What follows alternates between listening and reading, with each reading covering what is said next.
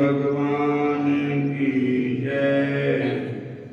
श्याम सुंदर भगवान की जय। राम नाम पाली पींग देह लारे खाके देख ले। एक बारी शाम दे दुआरे आके देख ले। नाम पाली पींग देह लारे खाके देख ले। एक बारी शाम दे दुआरे आके देख ले।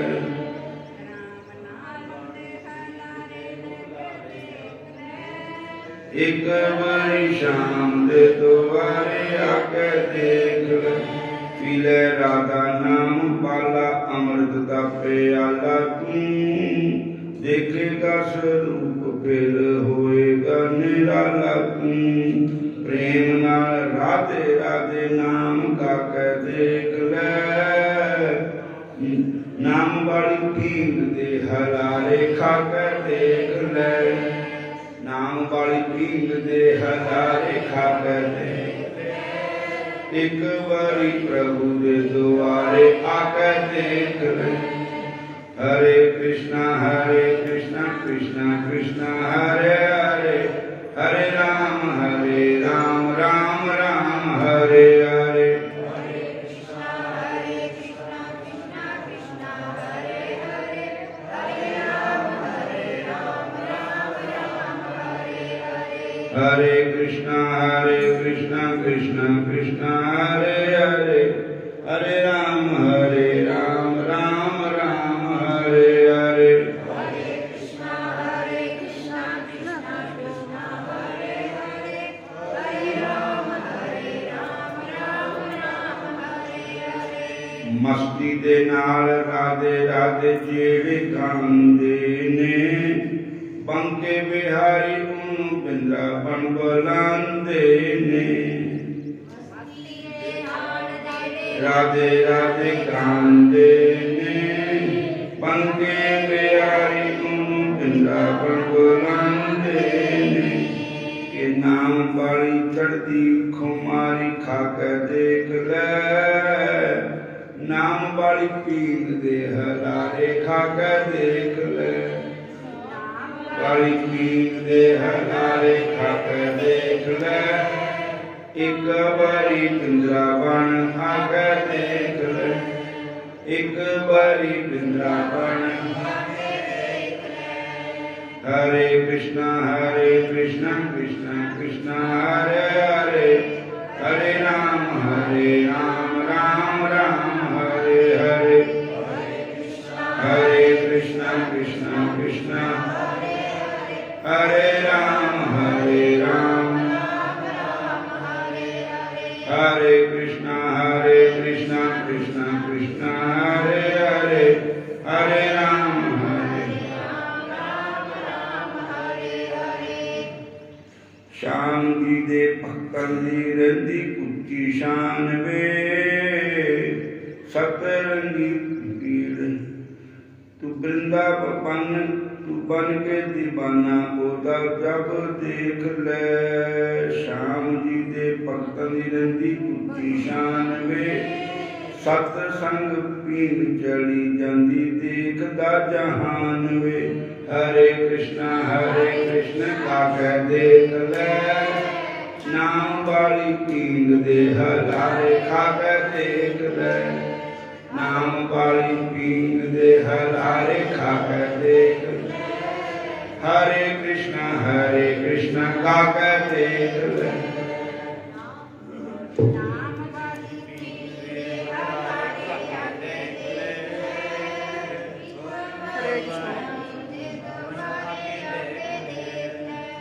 बोलो राधा कृष्ण भगवान की जय।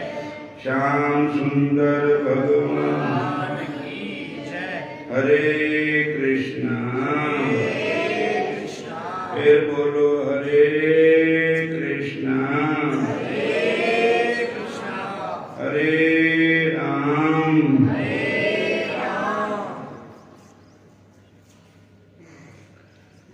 श्री सूत जी कहते हैं कि हे मुनियों, पांडवों के महाप्रयाण के पश्चात भगवान के परम भक्त राजा परीक्षित श्रेष्ठ ब्राह्मणों की शिक्षा के अनुसार पृथ्वी का शासन करने लगे। उनके जन्म के समय जो कुछ भी श्रेष्ठ ब्राह्मणों ने कहा था वह सभी गुण परीक्षित जी महाराज में थे। उन्होंने उत्तर की पुत्री इरावती से विवाह किया, जिस उससे उन्होंने जन्मेजय आदि 4 पुत्र उत्पन्न हुए। फिर परीक्षित जी महाराज ने कृपाचार्य जी की कृपाचार्य को आचार्य बनाकर 4 अश्वमेध यज्ञ किए। अश्वमेध यज्ञ के समय घोड़ा छोड़ा जाता है और जो उस घोड़े को पकड़ता है उसके साथ जो जुड़ता है,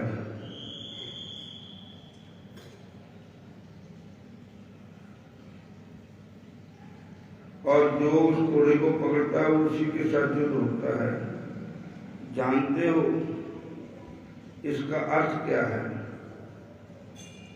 वासना ही घोड़ा है। वासना बंधती नहीं है। जब तक वासना आत्मा के स्वरूप में लीन नहीं हो जाती तब तक वासना बनती नहीं है। इसलिए वासना का ख्याल रखना जरूरी है कि कहीं वासना किसी विषय में फंस ना जाए, क्योंकि विषय वासना को बांधने के लिए हमेशा तत्पर रहती है। परीक्षित ने 3 अश्वमेध यज्ञ किए हैं। इन 3 अश्वमेध यज्ञों के द्वारा इंद्रिया, शरीर और मनोगत वासना का नाश किया है, परंतु चौथा यज्ञ अभी बाकी था। बुद्धिमत वासना का नाश, कारण की बुद्धिगत वासना का नाश तभी हो सकता है जब कोई ब्रह्मनिष्ठ गुरु मिले। ब्रह्मनिष्ठ गुरु की कृपा होगी तो बुद्धिगत वासना नष्ट हो जाएगी। अभी खोज जारी थी। बुद्धिमत वासना के नाश करने के लिए अंत में चौथा यज्ञ नहीं कर सके थे। सूत जी महाराज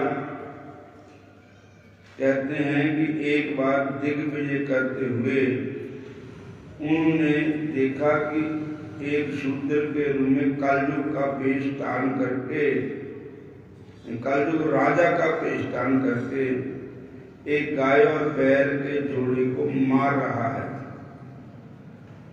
तब उन्होंने उसे बलपूर्वक पकड़कर दंड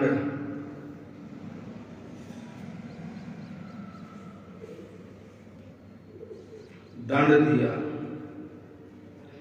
पांडव कली की बात सुनकर हिमालय चले गए थे।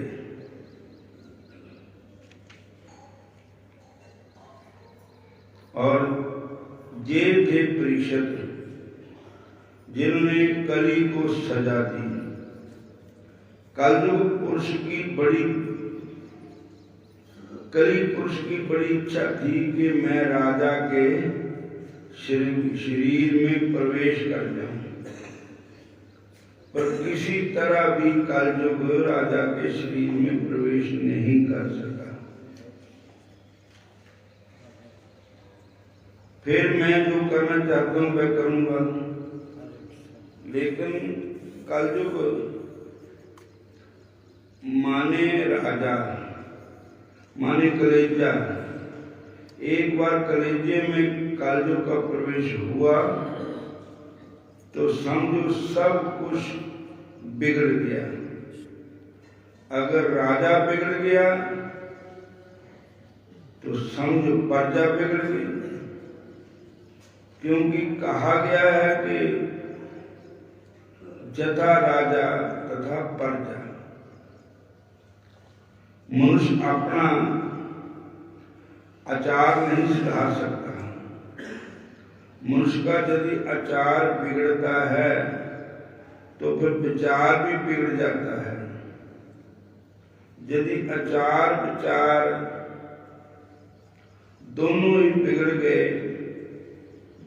तो समझो कि कलयुग का प्रवेश हो गया।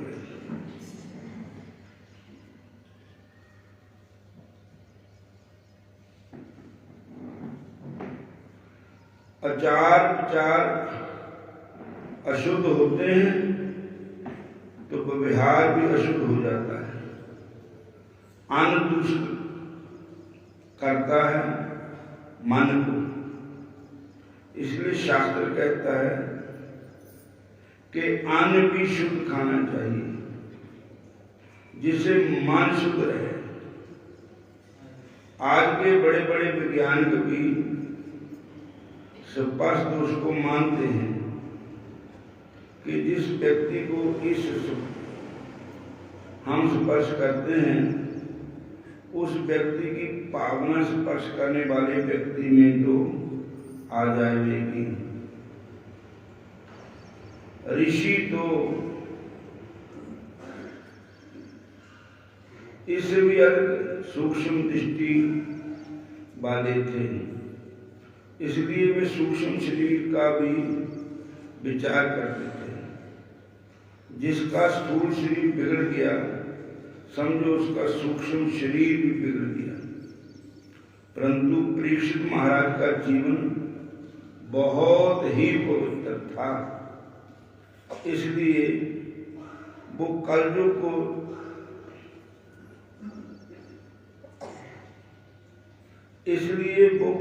को दंड देता है और कलयुग ने परीक्षित के राज्य में प्रवेश नहीं किया।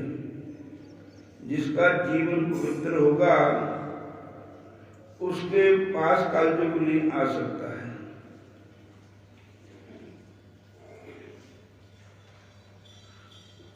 महाभारत में राजा नल की कथा आती है कि नल राजा का जीवन बहुत अच्छा था, पवित्र था। कलयुग बहुत सोचता है कि मैं राजा नल के शरीर में प्रवेश हो जाऊं, पर कलयुग की हिम्मत ना हुई कि राजा नल के शरीर में प्रवेश हो गए। क्योंकि राजा नल का जीवन जो था प्रेम में था, सतो में था, तपो में था। पर एक बार राजा नल से गलती हो गई। गलती क्या हुई कि वो दीर्घ शंका गए, लघु शंका नहीं, दीर्घ शंका गए, मतलब लैट्रिन गए। और लैट्रिन जाके उसने सारे मतलब ठंड के दिन थे, हाथ पैर मांजे धोते, पर जहां पर लिखा है कि पैरों पर पूरा पानी नहीं पाया, अड्डियां पीछे से गीलियां नहीं हुई, मतलब पवित्र नहीं हुई, पानी नहीं पिया। क्योंकि लैट्रिन जाते समय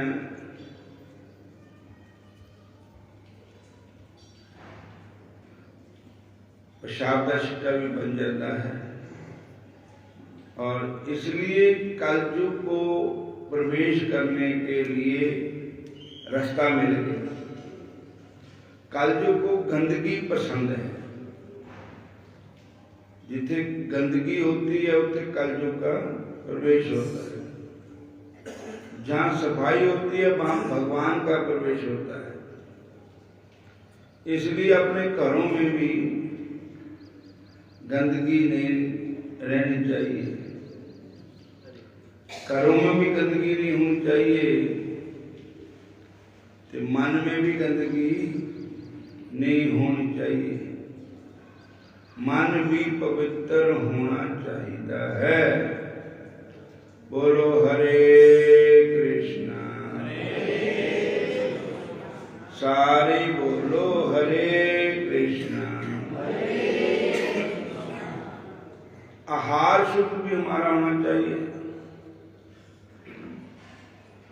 अगर आहार शुद्ध नहीं हुआ तो विहार शुद्ध नहीं होगा, तो मन शुद्ध नहीं होगा।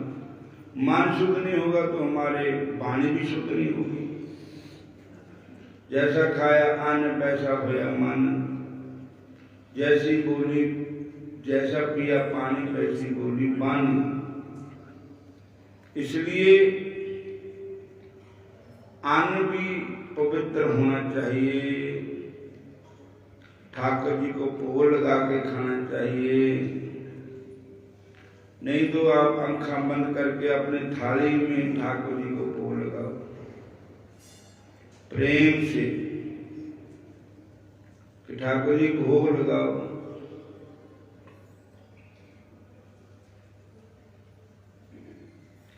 साढ़े वास्ते हुंदा सी प्रसाद भगवान का।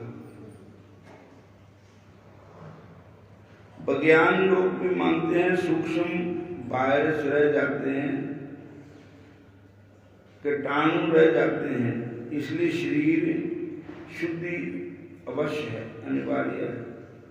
आचार विचार बिगड़ जाता है तब विहार बिगड़ जाता है, तो विहार बिगड़ा तो मन बिगड़ जाएगा, और मन बिगड़ गया तो बुद्धि बिगड़ जाएगी। ध्यायतो विषम पुंसा संगस्तेषु जायते, संगस जायते कामा, कामात् क्रोधो जायते, क्रोधा भवति समूहः, समूहः स्मृतिभ्रंशः, स्मृतिभ्रंशात् बुद्धिनाशः, बुद्धिनाशात् प्रणश्यति।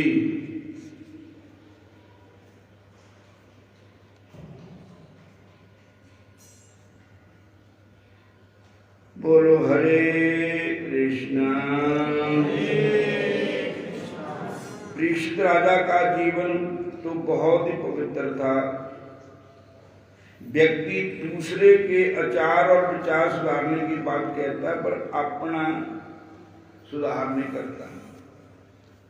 दूसरे तो कहता है वो ऐसा है, वो ऐसा है, वो ऐसा है।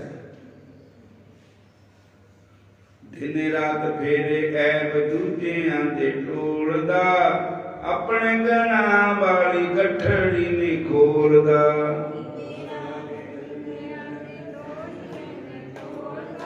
अपने गना वाली गठड़ी नहीं खोलदा।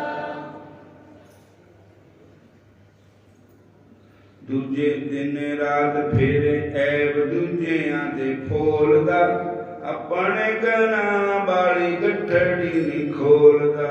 दिन रात फेरे ऐब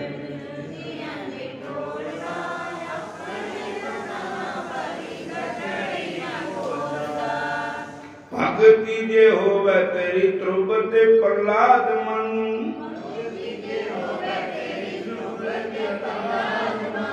भगति जे होवे तेरी मीना ते प्रहलाद मनु। आपे भज्जा आओ भगवान तेनू तोड़दा,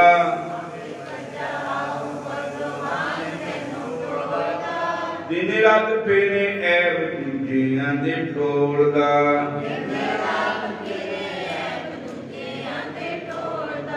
अपने गना वाली गठड़ी न खोलदा।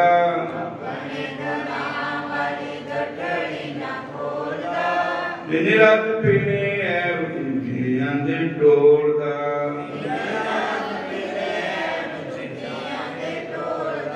हरे कृष्णा कृष्णा कृष्णा हरे हरे,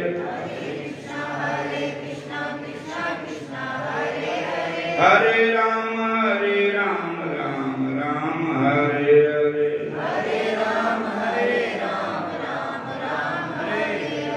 हरे कृष्णा कृष्णा कृष्णा हरे हरे,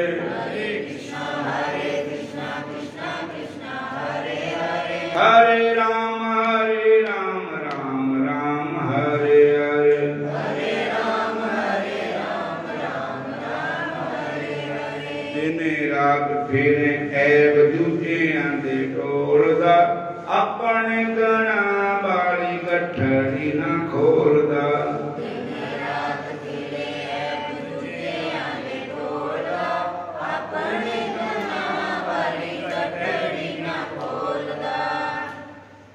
हर एक इंसान दूजियां दे औगण देखदा रात नूं गल खड़कदी रहिंदी वो ऐदां दा वो ऐदां दी है हुण मैनूं इह गल कही सी मैनूं हजे भी रड़कदी है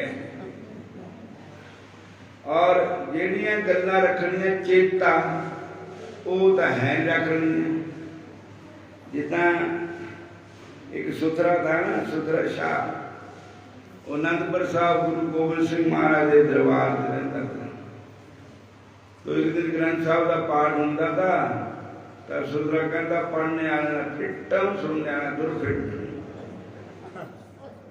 तो वो कहते ये कहते क्या करता इदा सो कहते फड़ो फड़ो पाठ होता ग्रंथ साहब का कहता फिटम दौड़ा सुनने वाले कहता दुरफिटम दौड़ा और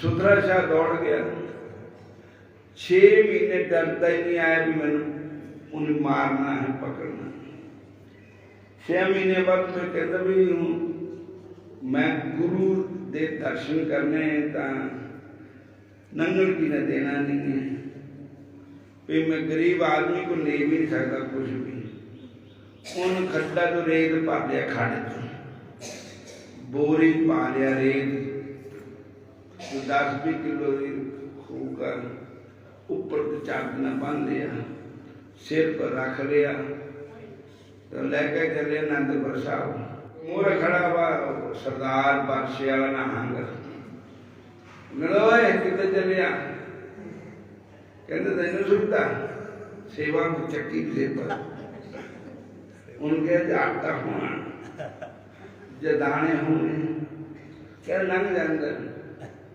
पादे सेवा उठा रही थे बोल हरे कृष्ण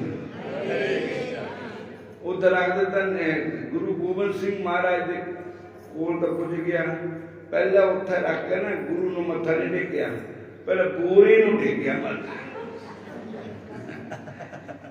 नाले ते फेरियां लेन लग गया वो कहते वो आ गया सुथरा आ गया अगे वो क्या करे कर रहा है कहते नंगल नहीं दिंदे थे ये बोरे ने लगाया मैंने ये थैला है ना इसने लगाया मैंने गुरु के दर्शन इन कराए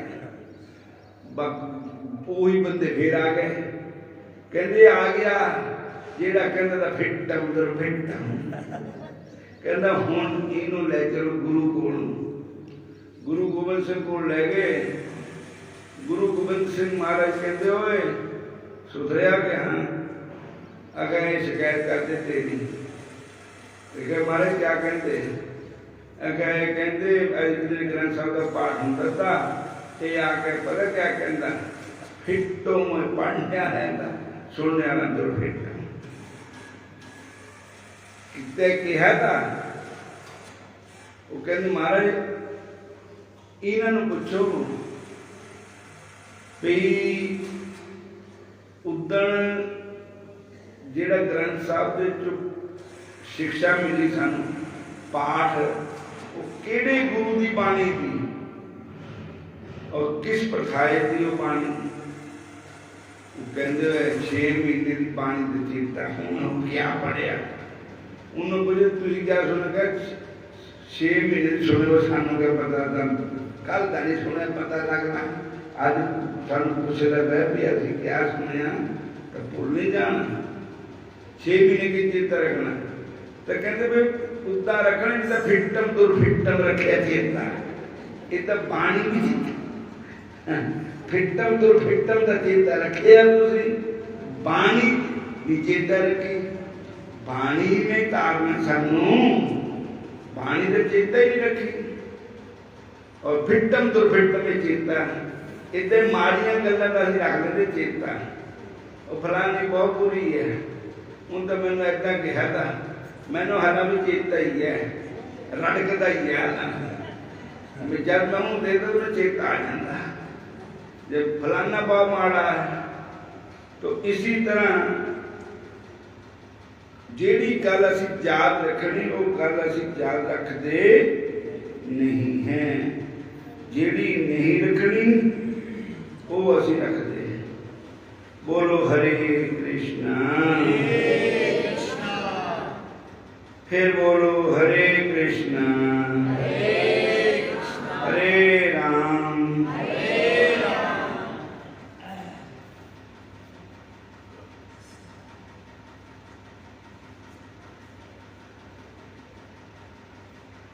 परीक्षित राजा का जीवन तो बहुत शुद्ध था, पवित्र था।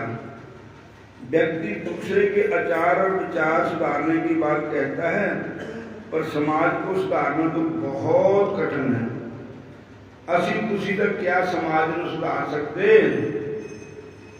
बड़े बड़े गुरु अवतार राम कृष्ण जैसे भी दुनिया को सुधार नहीं सकते।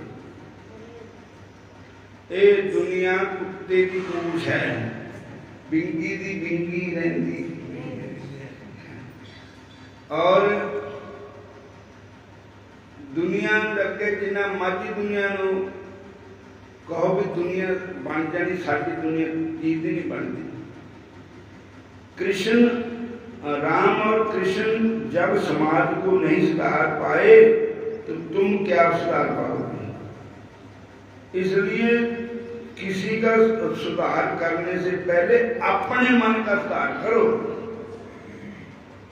जे तुसी समझ गए तो बाकी सारी दुनिया समझेगी। जे तुसी नहीं समझे दुनिया को समझाते रहे, आप समझे नहीं तो कभी गल नहीं बनेगी। जो व्यक्ति चार विचार और व्यवहार में शुद्ध होता है, कलयुग उसके घर में प्रवेश नहीं करता। शास्त्रों में आचार विचार व्यवहार धर्म का वर्णन किया गया है। शास्त्र साधारण व्यक्ति की देन नहीं, शास्त्र को बनाने वाले ऋषि हुए, तपस्वी है, सदाचारी, संयमी, तपोनिष्ठ, ज्ञाननिष्ठ, जिन्होंने शास्त्र की रचना की। हम साधारण जीव के लिए की, वो जानते थे कि मनुष्य भूल जाएगा कलयुग के प्रभाव के कारण, इसलिए शास्त्र का निर्माण करना जरूरी है। शास्त्र इसलिए शास्त्र का निर्माण किया कि कम से कम शास्त्र पढ़कर तो वह याद कर लेगा। शास्त्र कहता है कि जो आचार धर्म छोड़ देता है उसके विचार अशुद्ध हो जाते हैं। जिसका विचार अशुद्ध हो उसका व्यवहार अशुद्ध हो जाता है। जिसका व्यवहार अशुद्ध हो जाए तो समझो उसका जीवन खत्म हो जाता है। शास्त्र कहते हैं कि काशी के दिन अन्न नहीं खाना चाहिए, अन्न में कलयुग का वास होता है। इसके पीछे एक बहुत गहन रहस्य है, क्योंकि अन्न सूर्य आदि सब जीवों के किरणों को शोषित करता है। जो एकादशी के दिन सूर्य से किरणें निकलती है वो हानिकारक होती है। इसलिए शास्त्र कहते हैं कि एकादशी के दिन अन्न नहीं खाना चाहिए। आजकल के लोग शास्त्र की बात कहाँ मानते हैं? जब डॉक्टर कहता है कि तुम्हें रोग हो गया है इसलिए भोजन नहीं करना चाहिए, उसकी बात को मान जाते हैं। अन्यथा गुरु की बात, शास्त्र की बात कोई नहीं मानता। एकादशी को अन्न खा लेते हैं, चौड़ खा लेते हैं। एकादशी एक दिन कुछ नहीं खाना चाहिए। एकादशी शरीर की शुद्धि करने के लिए है। पापी अन्न के कारण कलयुग शरीर में प्रवेश कर जाता है, इसलिए कहते अन्न नहीं खाना चाहिए। इस तरह शास्त्र की मर्यादा का जो पालन नहीं करते उसके घर में भी कलयुग प्रवेश कर जाता है। परम संत डोंगरे जी महाराज कहा करते थे कि तुम हर 15 मिनट बाद पूर्णिमा के दिन भगवान सत्यनारायण की पूजा किया करो। यदि तुम्हारा व्यवहार असत हो तो तुम्हारी सत्यनारायण की पूजा व्यर्थ है। सत्यनारायण की पूजा का अर्थ है कि तुम अब से सत्य का ही पालन करोगे। कल तक तुम झूठ का पालन करते थे, संसार में फंसे रहे, परंतु अब तुम सत्य परमात्मा की पूजा करो। इस प्रकार श्री सूत जी महाराज कहते हैं कि हे शौनकादि ऋषियों, इस प्रकार परीक्षित का जीवन पवित्र था। उधर श्री शौनक जी श्री सूत जी से प्रश्न करते हैं कि प्रभु परीक्षित कितने प्रभावशाली थे, उनका आदि दैवक व्यवहार भी था। उसी आदि दैवक प्रभाव से उन्होंने कलयुग रूपी काल के एक अवयव को अपने वश में कर लिया था। यदि इसका संबंध कृष्ण कथा हो तो आप हमें सुनाइए, क्योंकि हमें संसार की कहानी नहीं सुननी, हमें तो कृष्ण कथा सुनाइए। बोलो हरे कृष्णा हरे कृष्णा कृष्ण कथा सुनने से तेरा बेड़ा पार है। हरि कथा सुनने से तेरा बेड़ा पार है। इससे ही मिलते कृष्ण मुरार है। इससे ही मिलते कृष्ण मुरार है। हरि कथा सुनने से कृष्ण कथा सुनने से तेरा बेड़ा पार है। हरि कथा सुनने से तेरा बेड़ा पार है। इससे ही मिलते कृष्ण मुरार है। इससे ही मिलते कृष्ण मुरार है। कृष्ण कृष्ण गाए जा, जीवन सफल बनाए जा। कृष्ण कृष्ण गाए जा, जीवन सफल बनाए जा। प्रभु के भजन में मन को लगाए जा। प्रभु के भजन में मन को लगाए जा। कृष्ण कथा सुनने से तेरा बेड़ा पार है। कृष्ण कथा सुनने से तेरा बेड़ा पार है। इससे ही मिलते कृष्ण मुरार है। इससे ही मिलते कृष्ण मुरार है। इससे ही मिलते कृष्ण मुरार है। इससे ही मिलते कृष्ण मुरार है। हरे कृष्णा समाप्ति करते हैं। जय श्री कृष्ण।